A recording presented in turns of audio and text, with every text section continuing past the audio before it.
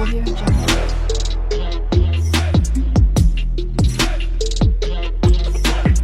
Audio Jungle. Satgurudev की जय हो।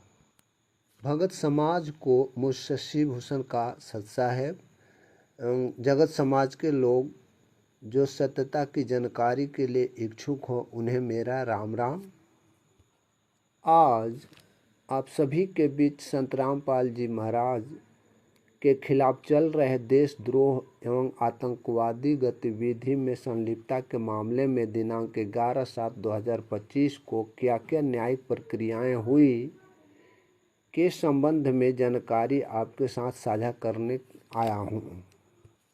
न्यायिक प्रक्रिया क्या हुई जानकारी साझा करने के पूर्व मैं आप सभी श्रोताओं से अपेक्षा करूंगा कि मेरा यूट्यूब चैनल SSM-सतलोक अवश्य सब्सक्राइब कर लें तथा साथ में लगे घंटी के चित्र को टच कर घंटी बजा लें ताकि गुरु जी से संबंधित सारी न्यायिक कार्यवाही वाली प्रत्येक तिथि का वीडियो यूट्यूब चैनल SSM-सतलोक पर आसानी से मिल जाएगी।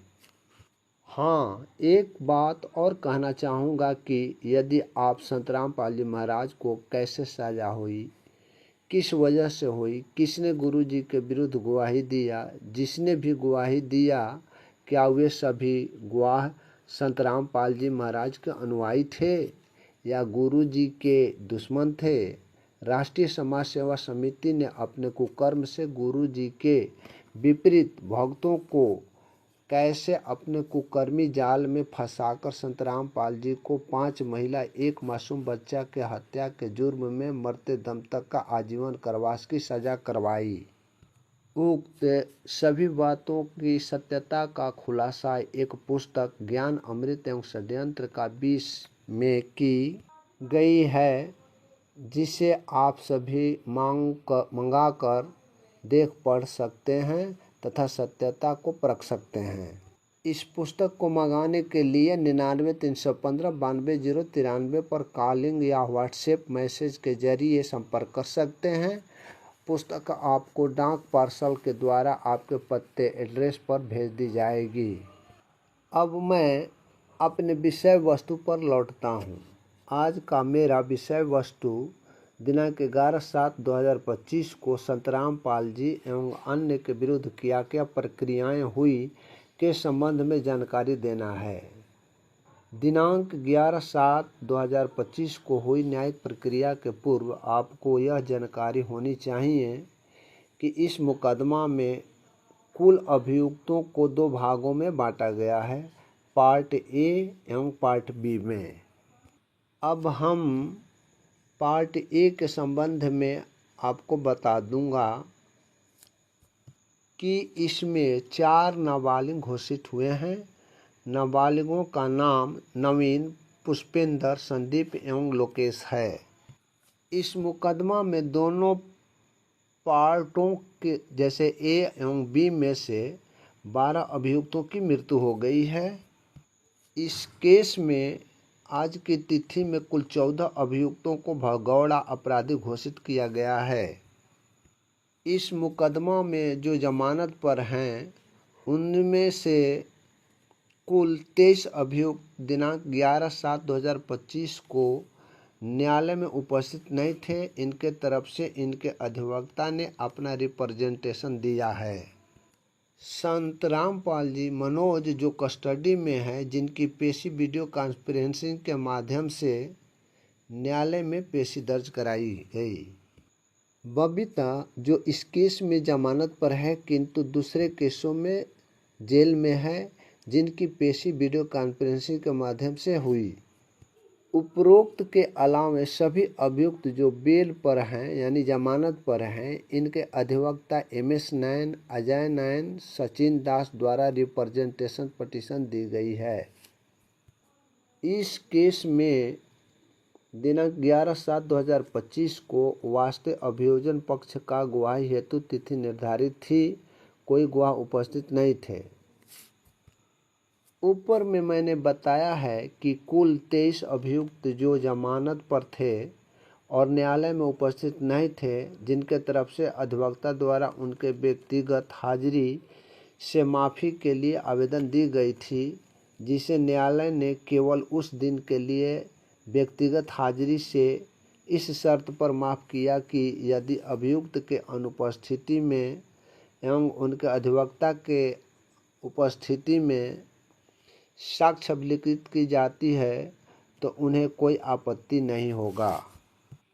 हालांकि इस रोज कोई गवाह उपस्थित नहीं थे। न्यायालय ने पीपी को निर्देश दिया कि केस संबंधी संपत्ति जो है उसे न्यायालय में प्रस्तुत कराना सुनिश्चित करें। इस केस में अगली तिथि 1/8/2025 को वास्तविक गवाही हेतु निर्धारित की गई। इस तरह उपरोक्त सभी बातें इस मुकदमा के पार्ट ए में की गई कार्रवाई के संबंध में आप लोगों के समक्ष रखा। अब मैं पार्ट बी में की गई न्यायिक कार्यवाही को रखने का प्रयास करूँगा। इस पार्ट में कुल 804 अभियुक्त हैं, जिसमें से 20 अभियुक्त को न्यायालय ने व्यक्तिगत हाजिरी से छूट दे रखी है। 14 अभियुक्त उद्घोषित अपराधी हैं। 2 अभियुक्तों की मृत्यु हो गई है। मृतक का नाम सतीश ढक्का एवं विनोद कुमार है। शेष अभियुक्त जमानत पर हैं। सभी अभियुक्त उपस्थित थे। पार्ट बी में एक अभियुक्त अमन के विरुद्ध दिनांक 11/7/2025 को चार्ज के बिंदु पर बहस के लिए तिथि फिक्स थी। इस केस में पार्ट बी में दिनांक 11/7/2025 को कुल 10 अभियुक्तों की ओर से व्यक्तिगत हाजिरी से मुक्त करने वास्ते आवेदन दी गई थी। इन 10 अभियुक्तों का नाम विजेंदर, जिसका अभियुक्त नंबर 962, जय किशन 961, महेंद्र 945, दीपक 956, मनोज 968, मुकेश 970, सत्यनारायण 769, राहुल 767, सत साहेब राम 954, टीना 964 हैं। उपरोक्त लोगों को न्यायालय व्यक्तिगत हाजिरी से छूट का आदेश पारित उस दिन के लिए किया। अमन के विरुद्ध चार्ज के बिंदु पर बहस हुई। न्यायालय ने पुलिस द्वारा सबमिट चार्जशीट एवं अभिलेख पर मौजूद दस्तावेजों का अवलोकन करने एवं पक्षों का सुनवाई करने के बाद न्यायालय ने धारा 188 रीड विथ 149 भारतीय दंड विधान के तहत अमन अभियुक्त नंबर 17 के विरुद्ध आरोप गठित की गई तथा अभियुक्त नंबर 17 ने न्यायालय द्वारा पूछे जाने पर कि क्या अपना दोष स्वीकार करते हैं, तो अभियुक्त अमन ने अपने दोष को अस्वीकृत करते हुए कहा कि मैं निर्दोष हूं और ट्रायल फेस करूंगा। न्यायालय doctor Parvinder Kaur additional session जज हिसार ने अमन के विरुद्ध निम्नवत चार्ज फ्रेम किया। दिनांक 18/11/2014 को बरवाला थाना क्षेत्र के अंतर्गत आप यानी अमन अन्य अभियुक्तों के साथ मिलकर यह जानते हुए कि डीएम हिसार ने दिनांक 11/11/2014 से 144 सीआरपीसी की धारा के तहत प्रक्रिया लागू किया है और यह कि 5 या 5 से अधिक संख्या व्यक्तियों को एक साथ सतलोक आश्रम बरवाला जिला हिसार से 500 मीटर के आसपास तक घातक हथियार जैसे जेली, भाला, बर्छा, तलवार, लाठी आदि साथ रखने एवं एकत्र होने से निषेधात्मक आदेश पारित किया था। फिर भी आपके द्वारा आदेश का उल्लंघन किया गया है, जो धारा 188 रीड विथ 149 आईपीसी के तहत दंडनीय अपराध किया है। आरोप गठित की जाती है और इस अपराध के लिए न्यायालय द्वारा विचारण की जाती है। इस तरह से दिनांक 11/7/2025 को संतराम पाल जी महाराज के साथ अन्य अभियुक्तों के विरुद्ध न्यायिक प्रक्रियाएं हुई। यह केस वर्तमान समय में डॉक्टर परमिंदर कौर अपर जिला व सत्र न्यायाधीश विशेष अदालत केंद्रीय जेल नंबर 1 हिसार के द्वारा विचारण की जा रही है। इसी के साथ आज का यह वीडियो को विराम देते हैं।